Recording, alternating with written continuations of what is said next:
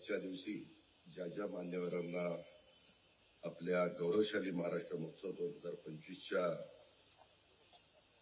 सत्काराच्या निमित्तानं आपण बोलवलं, त्यांचं आदरातिथ्य करण्याच्या निमित्तानं बोलवलं. त्याच्यामध्ये देवेंद्रजी, राज्याचे मुख्यमंत्री देवेंद्रजी फडणवीसजी, आपल्या राज्याचे माजी मुख्यमंत्री विद्यमान खासदार अशोकराव चव्हाण, माजी मुख्यमंत्री विद्यमान खासदार नारायणराव राणेसाहेब, प्रफुल्ल पटेलजी, प्रताप सरनाईकजी, छगन भुजबळजी, सुनील तटकरेजी, नरहरी झिरवाळजी, दिलीप वळसे पाटीलजी, धनंजय मुंडेजी, बाबासाहेब पाटीलजी, आदिती तटकरेजी, इंद्रजीत नाईकजी, मुश्ताक अंतुलेजी, कार्यक्रमाच्या निमित्तानं महाराष्ट्राच्या वेगवेगळ्या भागातून आलेले सर्व सन्माननीय प्रतिष्ठित नागरिक, बंधू भगिनी, कार्यकर्ते, सर्व पत्रकार मित्र, बंधू भगिनींनो आणि माझ्या तरुण मित्रांनो, आज कार्यक्रम जरी तो आजचा हा झाला, आजचा हा 16 महाराष्ट्र दिनानिमित्त संयुक्त महाराष्ट्राचा गौरव करायचा सोहळा, आणि या सोहळ्याच्या निमित्तानं आपण स्वर्गीय यशवंतराव चव्हाण साहेबांनी 1 मे 1960 ला मंगल कलश आणला आणि महाराष्ट्राची सुरुवात झाली. त्या गोष्टीला 65 वर्ष झाली.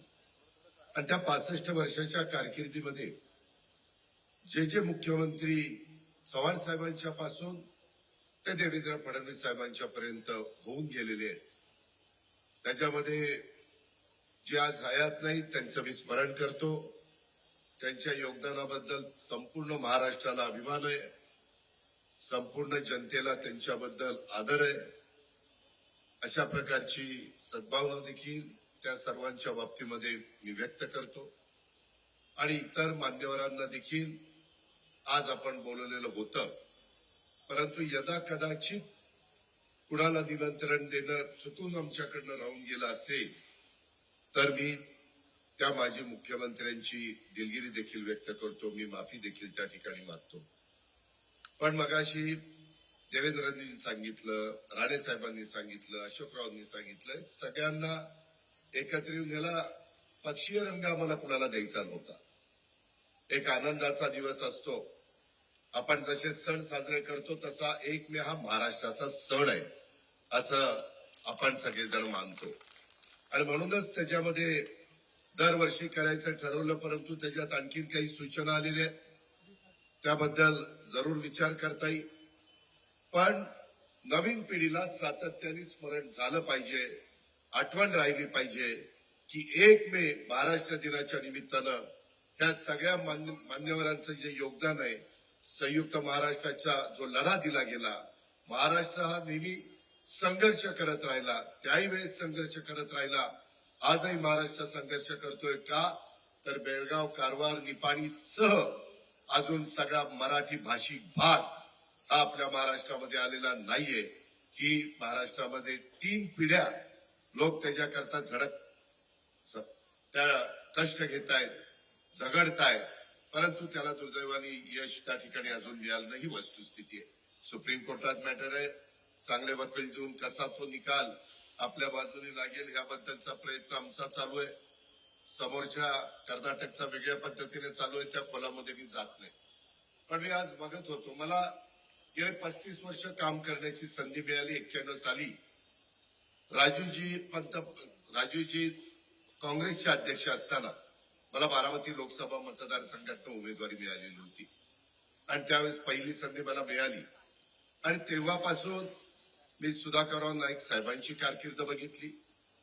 त्यांच्या मंत्रिमंडळामध्ये मी राज्यमंत्री म्हणून काम केलं. भुजबळ साहेब स्वतः त्याच्यामध्ये कॅबिनेट मंत्री होते. त्याच्यानंतर आदरणीय पवार साहेबांची कारकीर्द मी बघितली. मी आमदार असताना साहेब मुख्यमंत्री झाल्यामुळं साहजिकच इतर मान्यवरांना संधी मिळणं क्रमप्राप्त होतं आणि त्याच्यामुळे मी आमदार म्हणून त्या काळामध्ये राहिलो. त्याच्यानंतर काही अशा प्रकारच्या घटना घडल्या की 95 ला मनोहर जोशी साहेब मुख्यमंत्री झाले. त्याच्यानंतर राणे साहेब त्या ठिकाणी झाले. लवकरच त्यांनी निवडणुका घेतल्या, कारण एकंदरीतच माझ्या माहितीप्रमाणे राष्ट्रवादी काँग्रेस पक्षाची स्थापना झाली होती, काँग्रेस दुभंगलेली होती आणि त्याच्यातनं लवकर निवडणुका घेतल्या तर निश्चितपणे काही वेगळा निकाल लागेल. शेवटी सरकार म्हणून काम करत असताना, पक्ष म्हणून, नेता म्हणून काम करत असताना काही ना काही आराखडे बांधायचे असतात.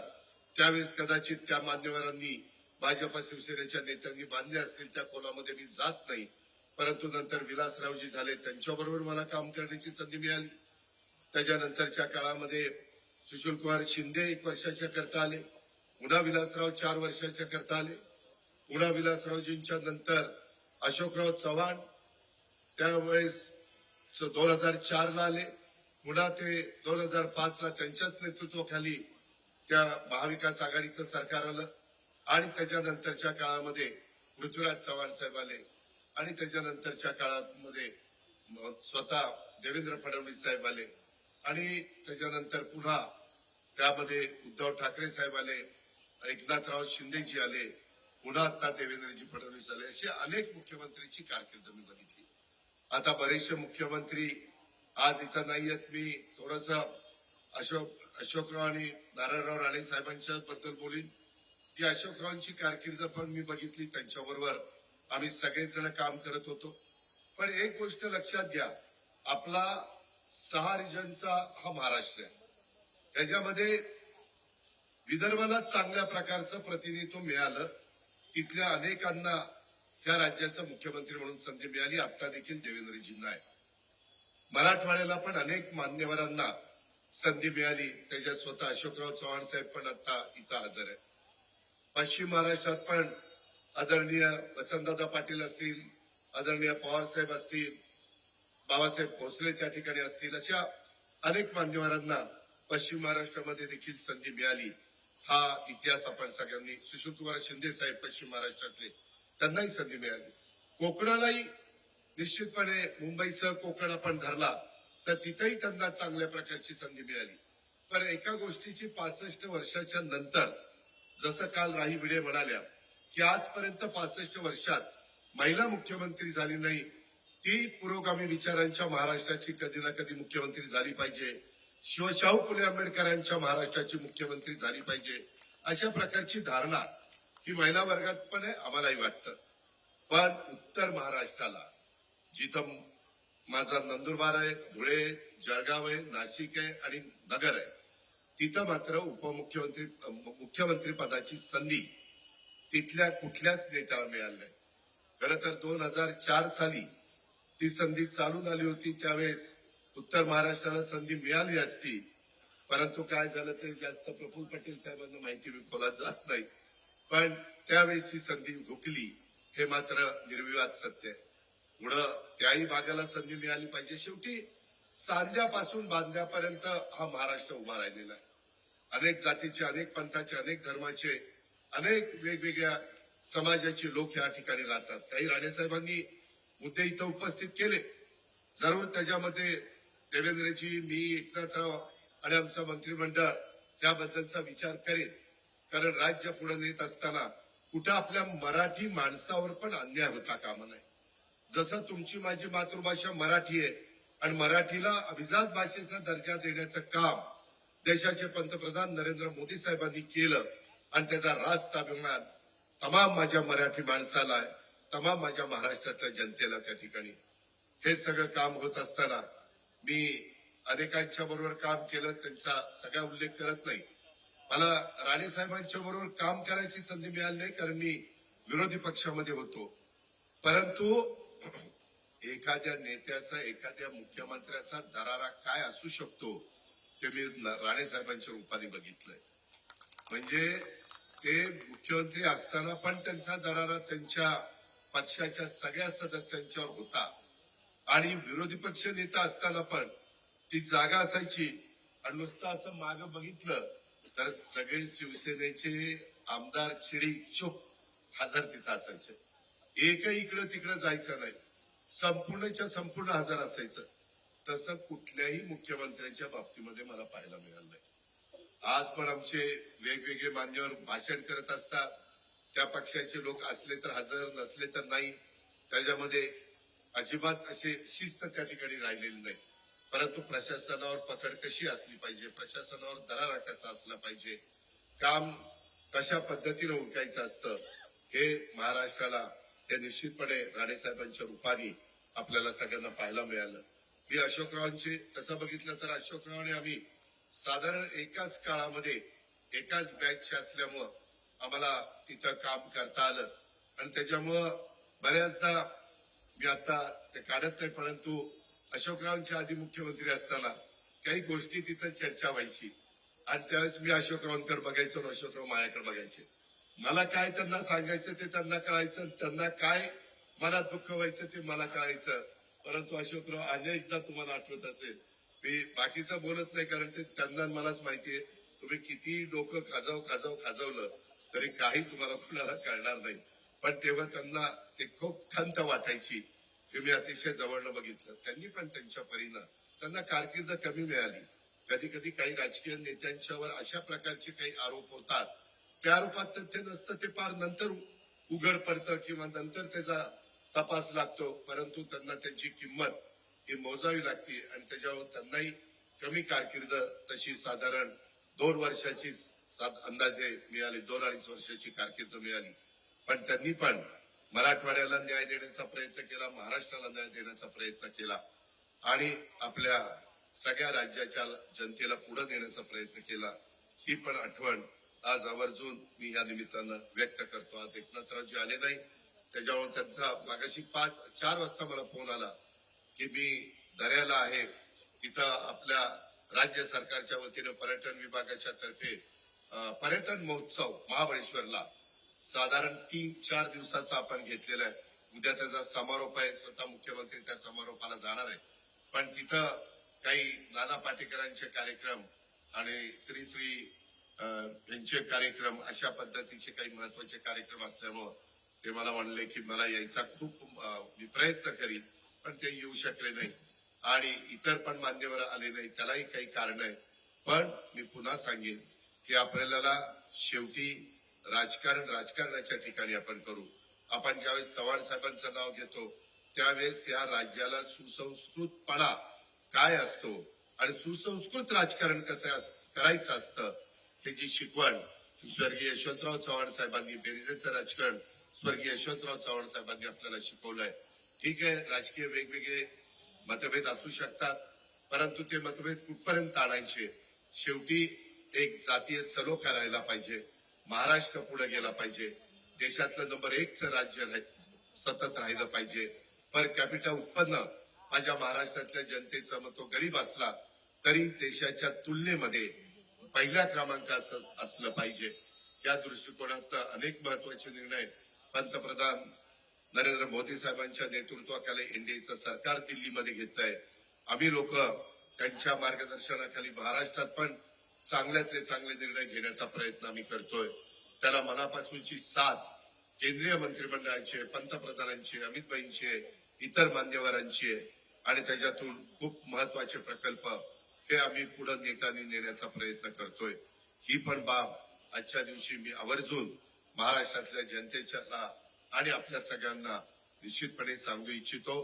हा महाराष्ट्र त्याच्यामध्ये साहित्य, कला, संस्कृती, क्रीडा, शेतकरी असेल, कामगार असेल, रोजगार बेरोजगारी कमी करण्याच्या करता, हटवण्याच्या करता, तरुणींना उत्तम पद्धतीनं स्वतःच्या पायावर उभं करण्याच्या दृष्टिकोनातनं जे जे काही करता येणं शक्य आहे ते करण्याचं धोरण आम्हाला 5 वर्षाच्या करता हे सरकार आलेलं आहे. पूर्ण बहुमत आहे.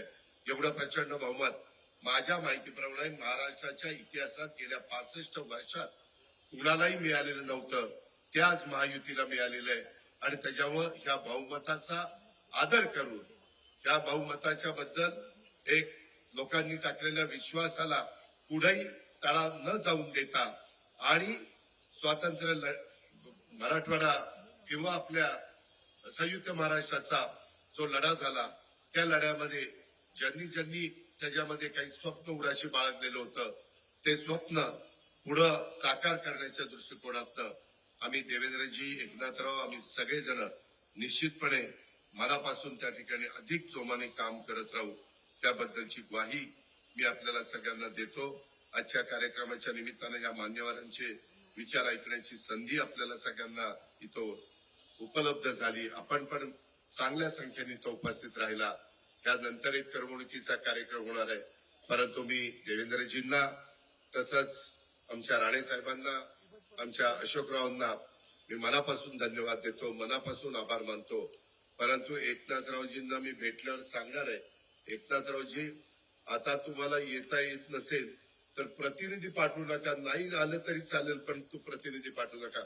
मी प्रतापवर नाराजी व्यक्त नाही करत, कारण प्रताप तसा माझा राष्ट्रवादीचाच आहे, आम्ही एकत्र काम करत होतो.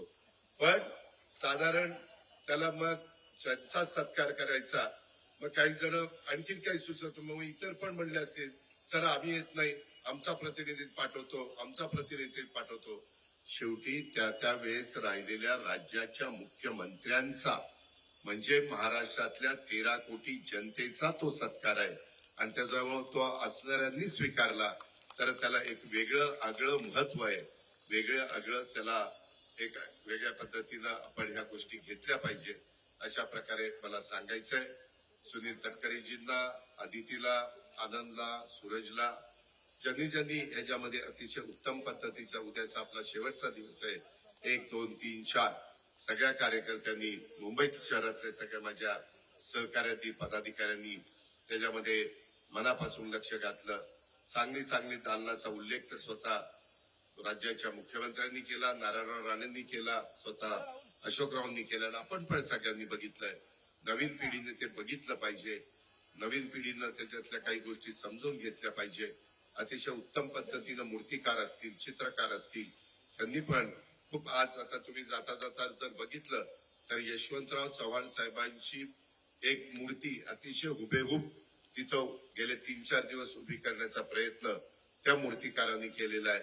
आपल्या इथल्या प्रत्येकाच्या अंगात काही ना काही कला आहे, काही ना काही त्यात गुण आहे. त्याला फक्त संधी मिळाली पाहिजे. ते गुण आणि कला सादर करण्याची संधी मिळाली तर ती संधीचं सोनं करतात. हे देखील या निमित्तानं आपण सगळ्यांनी पाहिलंय. पुन्हा एकदा आपल्या सर्वांना मी मनापासून धन्यवाद देतो. सत्कार मूर्ती इथं आल्याबद्दल त्यांना देखील मी मनापासून त्यांचे आभार मानतो आणि अशाच पद्धतीनं आपण सगळेजण मिळून कुठल्याही पद्धतीनं राजकीय द्वेष मनामध्ये न ठेवता युगपुरुष छत्रपती शिवाजी महाराजांचा जो वारसा आहे, महापुरुषांनी तुम्हाला मला जो वारसा दिलेला आहे, सावित्रीबाई फुले, राजमाता जिजाऊ किंवा क्रांतीज्योती आपल्या पुण्यश्लोक अहिल्यादेवी होळकर, रमाई माता, त्याच्यामध्ये तारा राणी, अशा कितीतरी महिलांची पण नावं घेता येतील. त्यांचा वारसा आपल्या महाराष्ट्राला मिळालेला आहे आणि त्याचा निश्चितपणे आपण सगळ्यांनी आठवण ठेवून त्या विचारांनी आपल्याला या महाराष्ट्राला पुढे न्यायचंय आणि देशातलं पहिल्या क्रमांकाचं राज्य हे सर्व बाबतीमध्ये महाराष्ट्र असलं पाहिजे.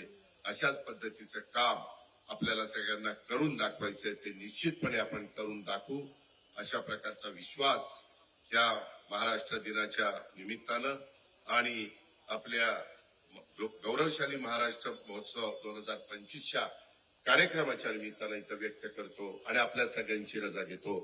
जय हिंद, जय महाराष्ट्र. देश विदेशातील प्रत्येक घडामोडींचे लाईव्ह अपडेट मिळवण्यासाठी आता साम टीव्हीच्या सर्व सोशल मीडिया प्लॅटफॉर्मला लाईक, फॉलो आणि सबस्क्राईब करा. तसंच सर्व नोटिफिकेशनसाठी बेल आयकॉन प्रेस करायला विसरू नका.